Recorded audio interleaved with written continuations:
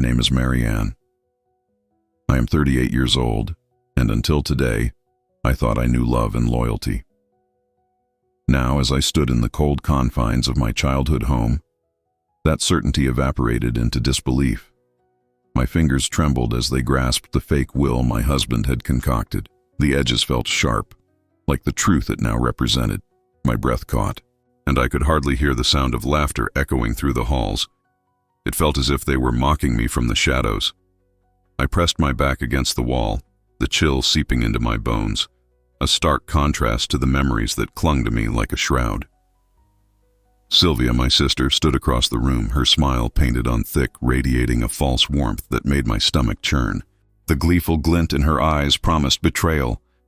I had sacrificed everything for my family, my career, my independence, all to support James in his ascent to power. Yet here I was, a pariah in my own home.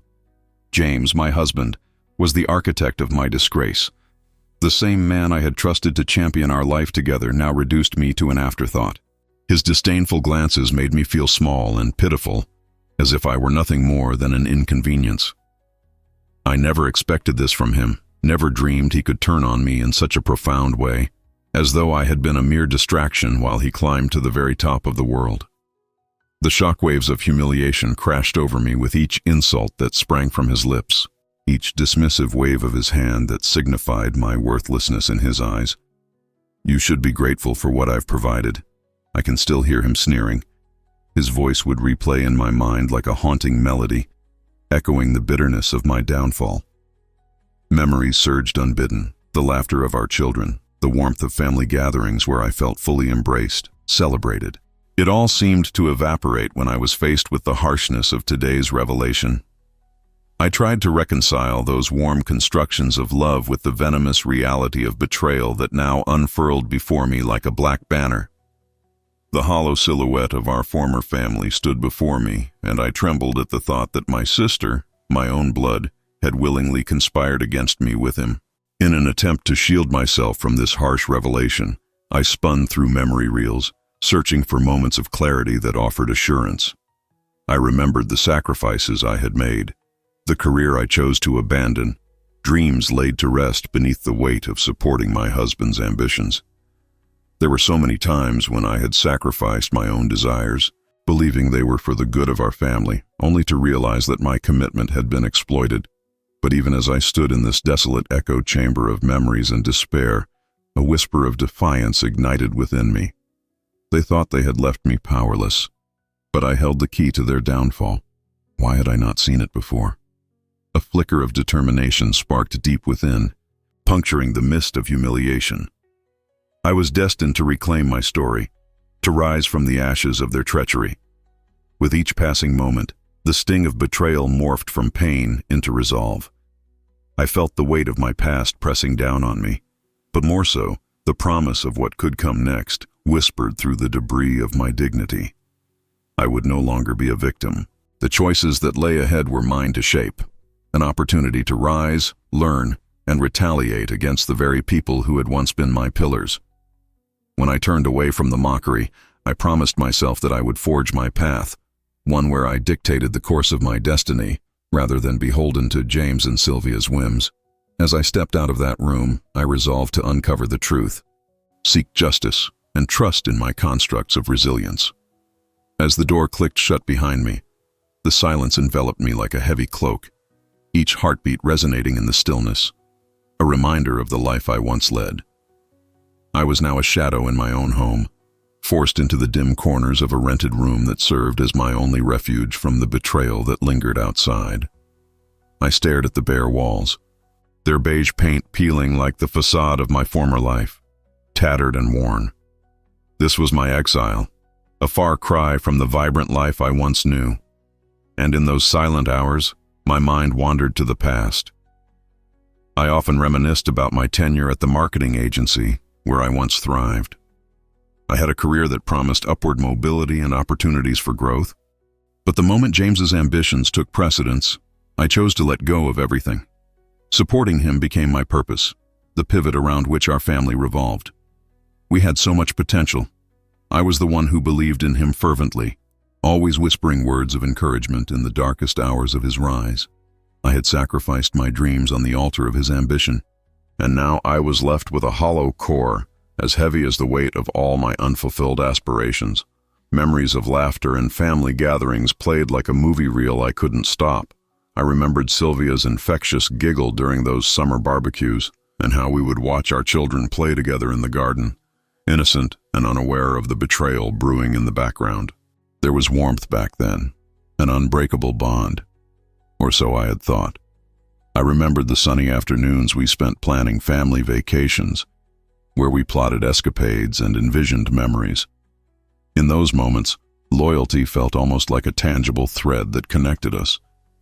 But now, every recollection tasted bittersweet, tainted by the realization that those moments had been steeped in deception. I could still hear Sylvia's hushed voices under the guise of warmth saying, "You're lucky to have him. He'll take care of you." In my heart, I had scoffed at their naivete. I had thought they truly believed it. But the laughter was hollow now, every shared joke now an echo of complicity in their betrayal. I brushed my hand across the dusty window pane, the glass clouded with grime, reflecting my state of mind, dimmed and obscured from clarity. My rented room was a stark contrast to what I had once claimed as home. The thin walls couldn't hold the warmth of our family, nor could they blanket the cold sting of loneliness. I could hear the muffled laughter of the neighbors, comments exchanged freely over their evening meals. Those sounds only served to deepen the chasm of my isolation. It was a constant reminder of what I had lost. The family unit that had once championed collaboration and support, now replaced by whispers of betrayal and deceit. "The walls hear my solitude," I murmured to myself one evening, tracing my fingers over the coffee cup I held tightly, wishing it could warm more than just my hands. I yearned for connection, but I found myself wedged deeper into the crevice of despair and self-recrimination. The rituals we once celebrated now felt like funeral rites for a family that had died at the hands of greed and betrayal.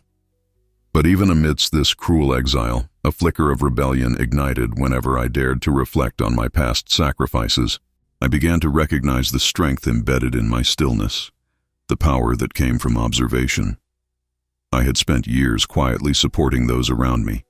It was time to turn that energy inward. As days turned to weeks, I gathered my thoughts, each one a brick in the wall I was building against my despair. With resolve stirring within me, I decided to focus on my strengths, on my abilities. I had been a formidable force in my career. My strategic mindset had always served me well. My instincts had guided me in navigating complex situations, and they would do so again. My exiled state did not mean the end. It was a transition, a metamorphosis waiting to unfold. Still, it wasn't enough just to survive these moments of solitude. I needed to act. I took to pen and paper, jotting down the details of my life before this betrayal, a narrative I hoped to reclaim. As my ailing spirit awakened, my memories became my arsenal, and the past, as painful as it was, proved to be the fuel for my resurgence. I remained committed to uncovering the truth lurking behind James and Sylvia's facade. I began to revisit certain locations familiar to my life, stepping cautiously into the fringes of the worlds I once occupied. Casual conversations with former friends disclosed truths I desperately needed. It started with whispered hints about business dealings, currents of dissatisfaction, and ventures unknown.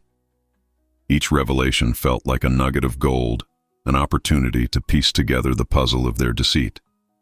It was during one of these exchanges, perched at a cafe that felt like the lifeblood of my old life, that I noticed something shimmering in the corner of my mind.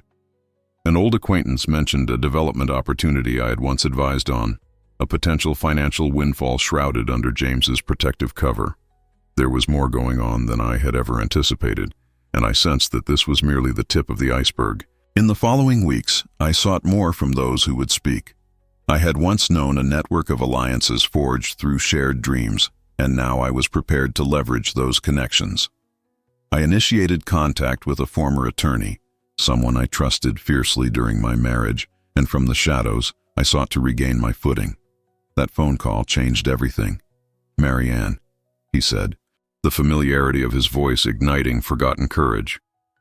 "I'm glad to hear from you again. What do you need?" I took a deep breath, pouring out my story, the chaos that had unfolded since my husband's betrayal.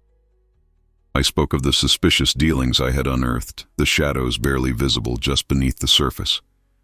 "The inheritance?" he questioned, and I nodded, though he could not see me. "You need to act. Documents exist, and if I recall correctly, there are provisions in your favor." The gravity of his words settled in my gut, provoking both excitement and fear. I knew my discoveries were fraught with challenges, but certainty bloomed. The possibility that I could rise again, reclaim my life. "Let's meet and figure this out," he continued. I smiled through my tears as I hung up, the dark clouds of betrayal parting ever so slightly, a sliver of hope emerging on the horizon. During those darkest days, I found a framework that changed everything for me. The complete guide I followed is outlined in the first comment below. It might help if you're facing something similar. The days following my conversation with my attorney felt both endless and exhilarating, a paradox of time that allowed me to simmer in the depth of my newfound hope. Each moment I spent planning for our imminent meeting filled me with an escalated sense of purpose and clarity. I was finally seeing a way out of the labyrinth of betrayal and loss that had entwined itself around me. Hope, fragile and elusive, now flickered like a candle in the dark corners of my mind. In the weeks that followed, I became a detective in my own life, peeling back the layers of deception that James had wrapped around our shared history. Every late-night reflection became a quest for discovery, and I felt the excitement mount as I began to think strategically. I had once dedicated my talents to marketing, formulating clever campaigns and attractive narratives. It was time to leverage those skills for myself, and my journey of self-reclamation began by revisiting familiar places, prying open the secrets of my past. My attention turned towards the attic of our old house, a space laden with feelings and memories, vying for relevance in this new chapter. It was the hiding place of forgotten items, including the remnants of our life together. Handwritten notes, old photographs, and crucial documents long buried. I had a sense that the answers I sought were tucked away, veiled by time and familiarity. An intuition whispered that this would be my starting point. The moment I entered the house, an aura of nostalgia enveloped me. The warmth from bygone days had turned into a chill in the air. My heart raced, a mix of excitement and anxiety coursing through my veins. I made my way to the staircase, and the familiar creaking echoed the sentiment of a life lived, a love once cherished, now tainted. The inertia that held me back began to dissolve as I climbed those stairs, each step a declaration of my unyielding determination. Upon reaching the attic, I was met with the sight of dust motes floating lazily in the beams of sunlight streaming through narrow cracks. I could have turned back, overwhelmed by a cascade of memories, but instead, I fought against the tangle of emotions and focused my mind. This place housed not just remnants, but the potential to uncover what was left behind. In the far corner, an old trunk lay shrouded in an ominous layer of dust. I approached it, remembering all the joyful moments and shared secrets I'd tucked away in its depths. With tentative fingers, I lifted the heavy lid, and a wave of musky air flooded out as if the chest hadn't been disturbed in ages. As I sifted through its contents, old letters, faded photographs, and remnants of unfulfilled dreams, my heart thudded rhythmically, almost in sync with the anticipation building within. Then, amongst the letters, an envelope caught my eye, its paper worn but not yet forgotten. I opened it with care, carefully unfolding the letter inside that had been penned by James. The words spilled forth like liquid emotion, sweet promises, declarations of unwavering love and partnership. Each line felt like a dagger, highlighting the transformation of that love into betrayal. I was drowning in my memories, and each word I read only deepened the wounds from which I had begun to heal. But I had to push through. As my eyes scanned the letter, my gaze fell upon something glimmering beneath the pile. I reached into the chest and unearthed a handful of keys, heavy in my palms. My breath hitched at the realization. These were likely associated with the properties James frequently mentioned during late-night discussions filled with excitement over our joint ventures. Realization surged within me like a tide. I had been locked out of crucial decisions that shaped our lives while he concealed the truth of our assets. With trembling fingers, I examined each key, mulling over the heavy implications of my new knowledge. These weren't just sentimental remnants. They could become a treasure trove of opportunity, possibly even a pathway to reclaiming not just what I was owed, but what was rightfully mine. Had James truly believed he could deny me access to what was legally within my grasp? The realization ignited the fire of defiance within me. I understood that my network of old friends and associates could be my greatest weapon. I resolved to reach out to former acquaintances. I needed to know what properties we might be entangled with, what earnings might be hidden from my grasp solely because James chose to keep secrets. The anticipation bubbled within me until I could wait no longer. The next morning, I dressed with care, summoning the remnants of my confidence to cloak myself. Gripping the keys tightly, I prepared for the next step in my journey.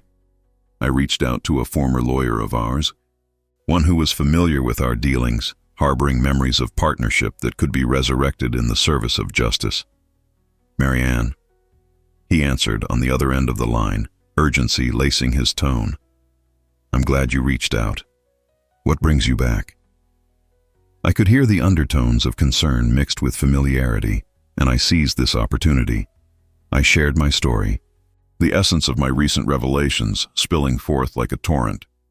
I explained my trek through the memories of our shared life and the discovery of the concealed keys. "There has to be more, right?"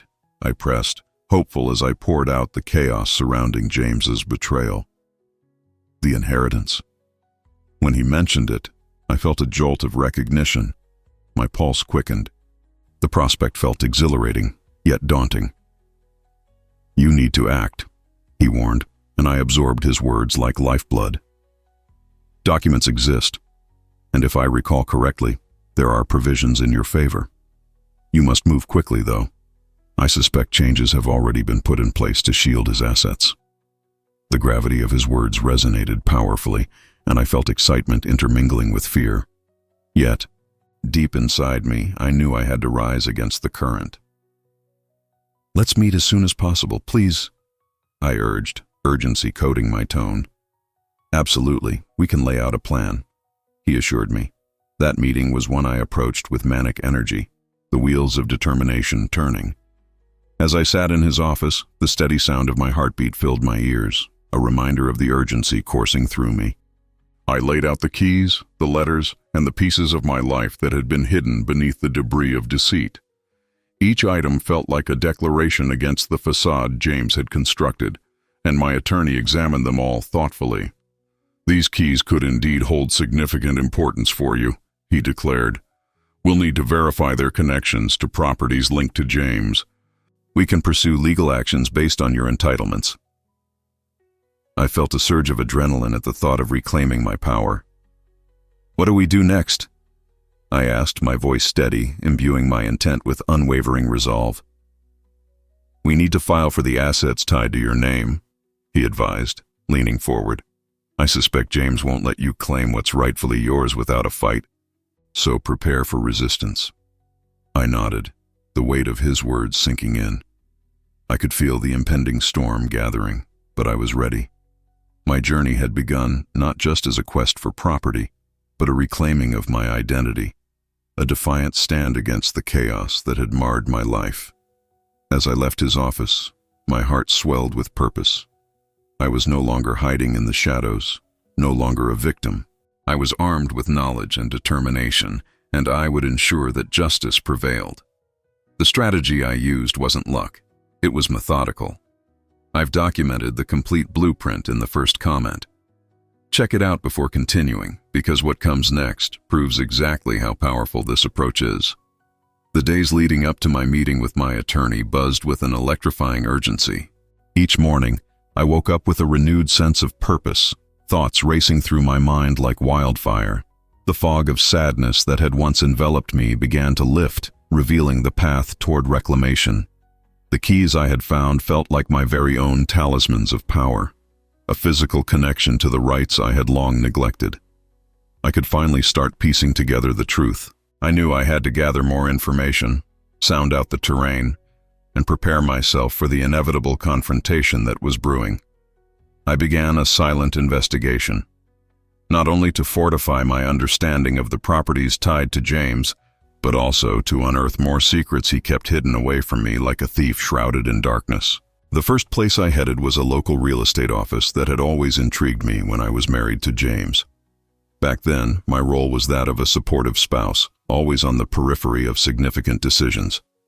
Now I needed to dive into the details, understand the facts, and uncover what had been concealed beneath the veneer of success that James had paraded. Stepping inside, I was instantly met with the bright and enthusiastic hum of the office environment. Pictures of happy families and new homeowners adorned the walls, but I felt a pulse of anxiety in my gut. I approached the receptionist, a young woman with a friendly smile, and introduced myself. "I need to access records for properties associated with my husband, James Whitman." Her brow furrowed slightly, and I could feel the gears of her mind whirring. "I can help you, but I'll need proof of your rights to access that information." I rummaged through my bag, pulling out the letters and the documentation I signed years ago, the ones that marked my name alongside his in countless transactions. As she examined the papers, I felt my shoulders relax. Her initial hesitation faded as recognition brightened her expression. "Of course, Mrs. Whitman. Please have a seat while I fetch the records for you." I nodded appreciatively, my pulse racing with anticipation. As I waited, I surveyed the office, a blend of ambition and opportunity. This was where dreams were born, and it felt like an appropriate ground for reclaiming my own. When she returned, a stack of property papers nestled neatly under her arm. I leaned forward eagerly. "These are the transactions linked to James," she said, laying them out on the desk. "It seems he has a few properties that were listed under your name as well. It's quite complex, but there appears to be substantial equity tied to them." With each document I reviewed, my resolve solidified. Flipping through proposals and transactions, I started spotting not just names, but my own. Each paper was a piece of a puzzle that painted a picture of hidden riches stashed away in the shadows of our lives. Riches James hadn't just kept from me, but turned into weapons to maintain control over our shared narrative. I asked her more questions, navigating my way into deeper conversations about the properties. By the end of our meeting, I was armed with information that felt transformative. "There may be significant equity in his commercial properties as well," she noted, her tone now infused with intrigue. "You should consult with a real estate lawyer about potential claims." As I left the office, I felt like I was stepping into a new chapter. Each revelation was an act of defiance against the life James had orchestrated alone. My silent investigation had unveiled what I feared would be out of reach, the leverage to take back my life, property, and dignity. The days slipped through my fingers as I continued my search for clarity, honing in on every detail that could bolster my case. I took to a local library and dove into old city records, scouring ownership documents and zoning plans tied to James's investments. I spent long hours flipping pages while my thoughts raced with a mixture of nostalgia and simmering anger. The attack of memories sometimes threatened to overwhelm me, but the sight of those documents quickly reminded me why I was there. I was knee-deep in research when a figure caught my eye, a familiar face that sent a jolt through my system. It was Lucy, a former mutual friend who had maintained ties to both James and me after the fallout. Her laugh echoed through the library, bringing me back to sunny afternoons when friendship felt effortless. Years of social interactions with her had built a connection, but today, I felt the gravity of suspicion weighing heavily. Was she still swayed by the charisma of James? What did she know about the unfolding drama? My heart raced, not with fear, but with the excitement of an opportunity to unearth more information. I watched her from a distance, confronting my own hesitations.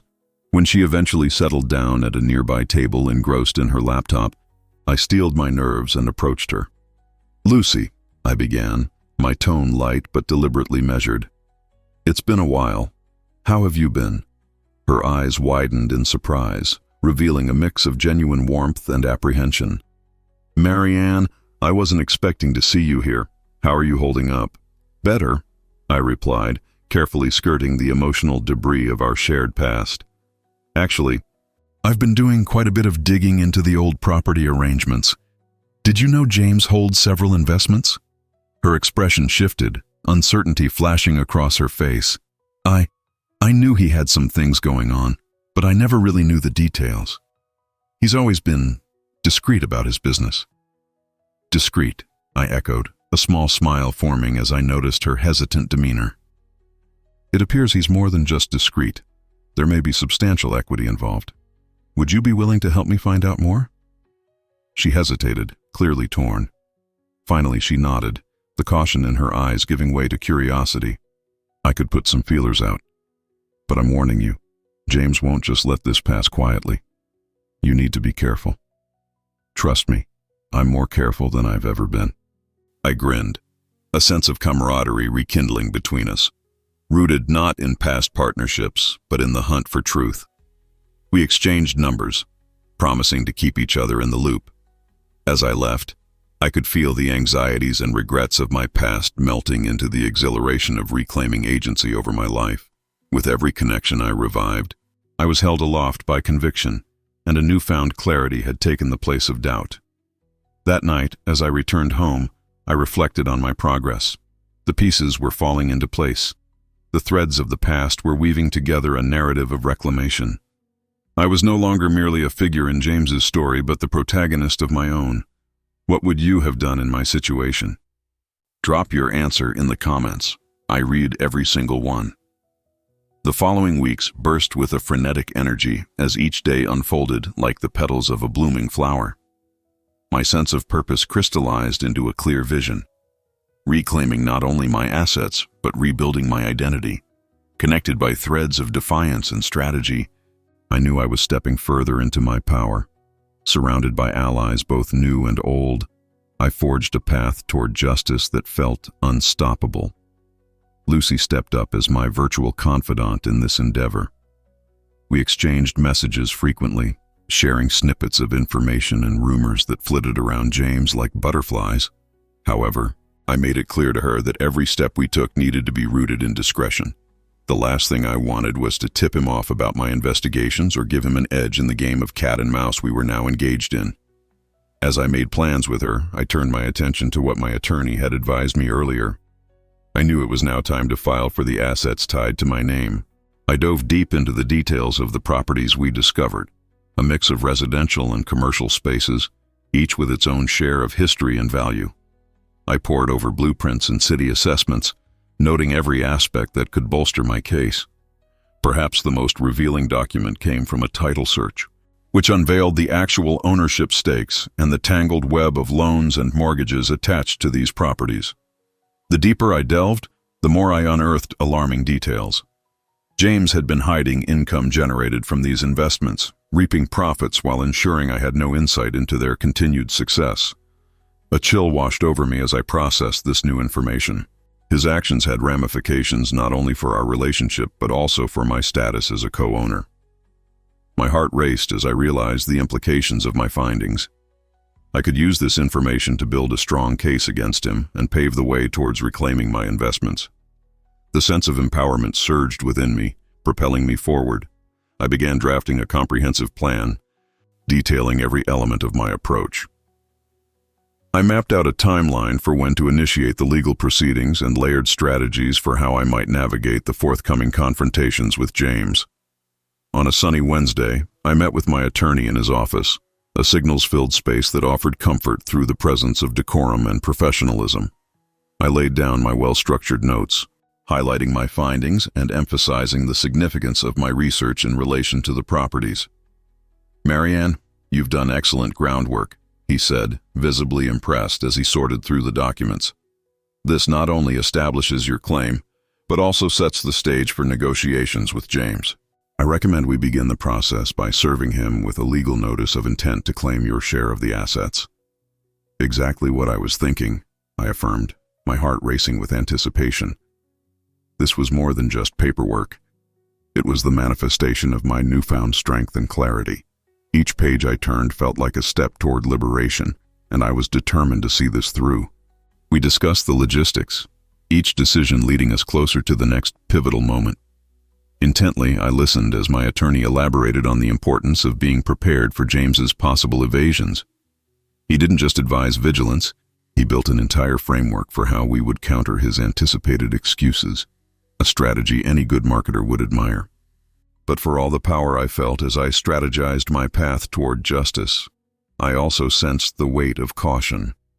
James was not an innocent man. He had orchestrated my fall from grace. I couldn't afford to underestimate his cunning, nor the cold-hearted tendencies that might rise to the surface in response to my actions. We'll need evidence of his earnings and investments, anything that can counter what he may claim, my attorney reminded me, jotting down a few notes as he spoke. His focus reminded me how pivotal every detail would be. I'll dig deeper, I promised. I've got Lucy poking around the industry. We should hear back from her shortly. I gripped my pen tightly, punctuating my resolve with each stroke of ink. As the meeting wrapped, he assured me, "Stay focused and diligent. This is your moment, and you are entitled to what's yours." Leaving the office with a bounce in my step, I felt fortified by the knowledge that I was surrounded by a fortress of legal support and preparedness. Days turned into an adrenaline-fueled blur as I compiled further information. As Lucy shared her findings over coffee, hushed whispers exchanged in the quiet corners of cafes, I learned of properties rented by James but hidden from my sight. Each piece of intel felt like cords of rope pulling tighter around my resolve. Then one day, an envelope arrived in the mail, marked with my attorney's name. Inside lay the legal notice set to be sent to James, a signal that the battle was about to begin. Every fiber of my being tingled with a sense of liberation. I signaled Lucy to meet me, ready to share the news in person. The cafe where we met swirled with familiar faces. I found her seated at a corner table, her eyes bright with curiosity as I approached. "What is it? You look energized," she exclaimed, and I couldn't help but smile. "I'm officially commencing legal proceedings," I declared, placing the notice on the table between us. "This is the first step toward reclaiming everything he's withheld from me." Her eyes widened.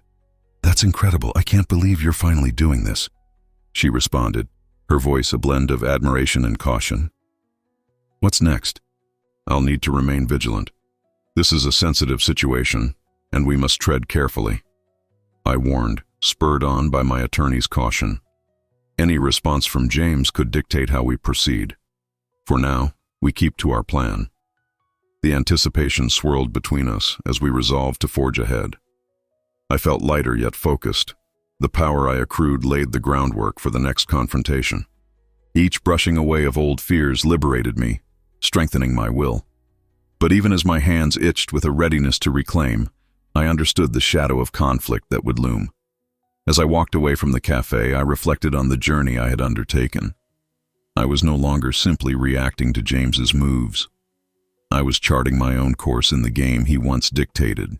The battle for my identity was well underway. I was equipped with new allies and a battle plan meticulously forged from the ashes of betrayal. Did you feel that sense of justice? If this story moved you, show your appreciation by clicking the "Thanks a lot" super thanks button. Your generous support keeps this channel going and helps me bring you more stories of courage and triumph. The days that followed were a whirlwind of anticipation and anxious energy as I prepared for the inevitable confrontation with James. My attorney filed the legal notice, and now it was only a matter of time before my husband would be forced to respond. I could feel the tension building like a tightly coiled spring ready to snap. Knowing James, he would not take this lightly. Conflict was his typical response.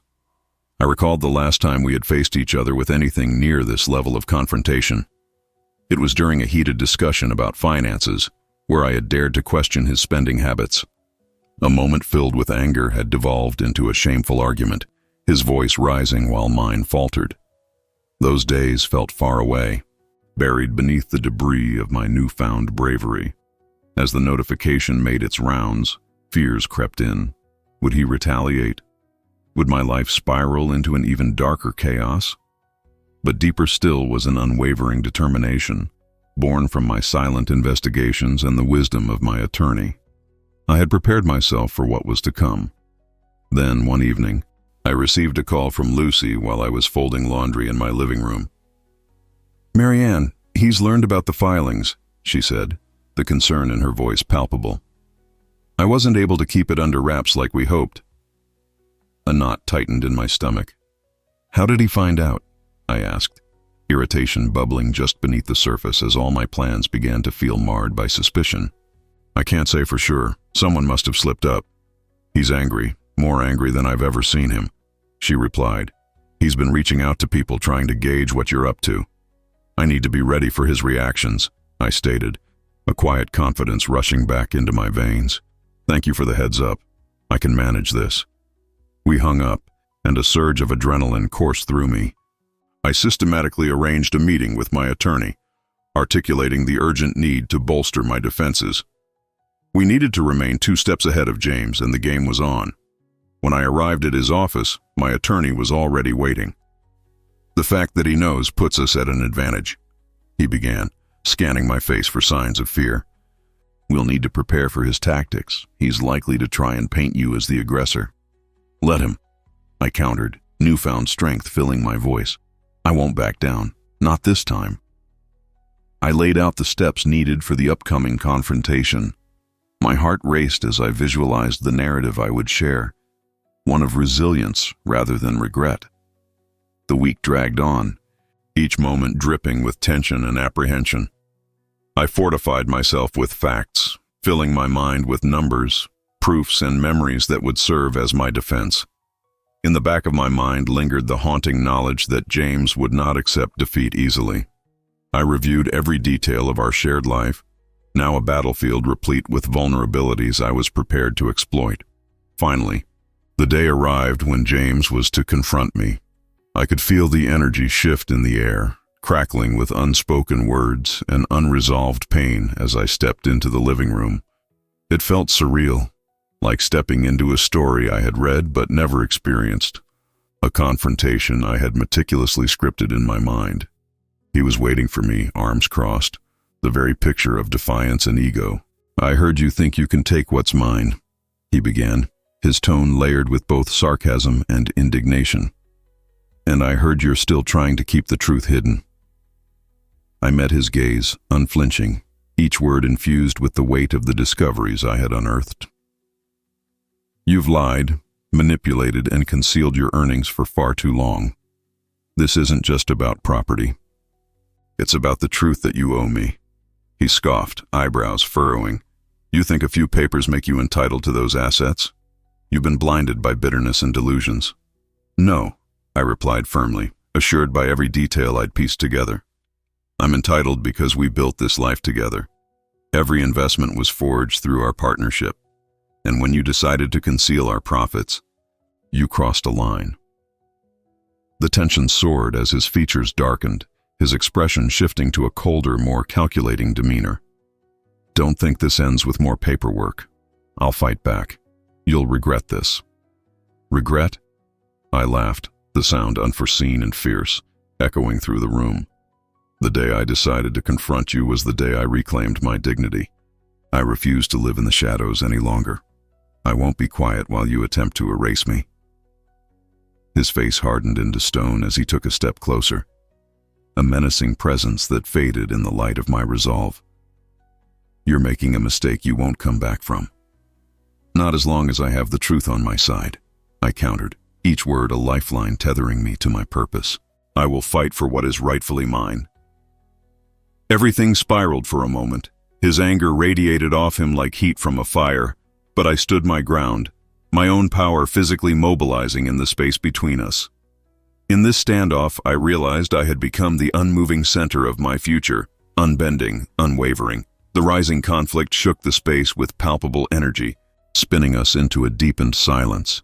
Each moment stretched out like an eternity until he recoiled, visibly frustrated by the confrontation. "We'll see how well you fare in court," he spat, stalking away as if he had lost not only the battle, but the very person he thought he could dominate. As the door slammed behind him, a rush of adrenaline flowed through me, igniting the embers of my determination. I had faced the storm, confronted my fears, Despite the uncertainties that loomed ahead, I felt an exuberance that rose from a newfound truth.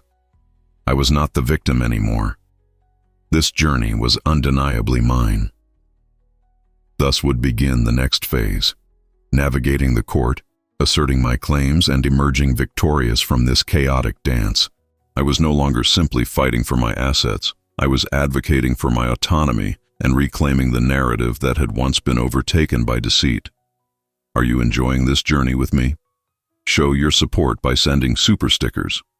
Your fun and colorful contributions keep this channel alive and help me bring you more stories of resilience and justice.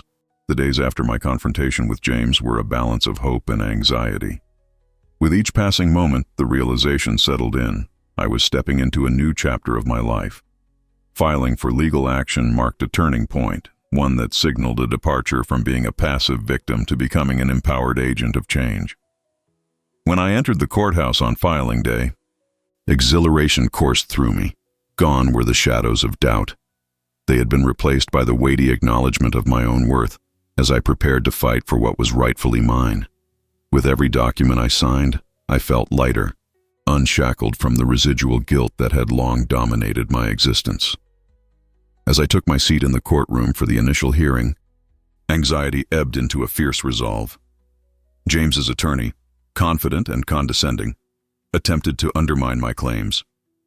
"Are you really suggesting you were oblivious to your husband's financial dealings?" he drawled, disdain dripping from his voice. "Oblivious?"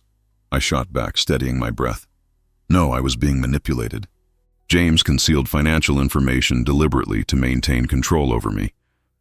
I trusted him, which is now painfully clear was a mistake. The atmosphere shifted as murmurs of surprise buzzed among the spectators. My voice grew stronger with each retort, a renewed sense of power enveloping me. Each sentence I delivered cemented my transformation from the scapegoat of our partnership to the protagonist of my own story. Behind me, I felt the supportive weight of my friends, including Lucy, who had rallied to stand by my side. Their presence buoyed my confidence, each smile and nod a reminder that I was no longer alone. Weeks of preparation culminated in a series of tense courtroom sessions. I listened attentively as my attorney skillfully dissected James's attempts to discredit me. I had gathered evidence, each piece meticulously compiled, proving my ownership and stake in our shared life. As I stood for my testimony, it became more than just a recounting of events. It was a declaration of who I had become. I spoke about the emotional toll James's deception had taken and how I had reclaimed my strength. "This isn't just about property. It's about dignity," I declared, feeling the heat of my own words.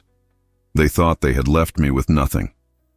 If this story is touching your heart, please consider sending a super chat to support the channel.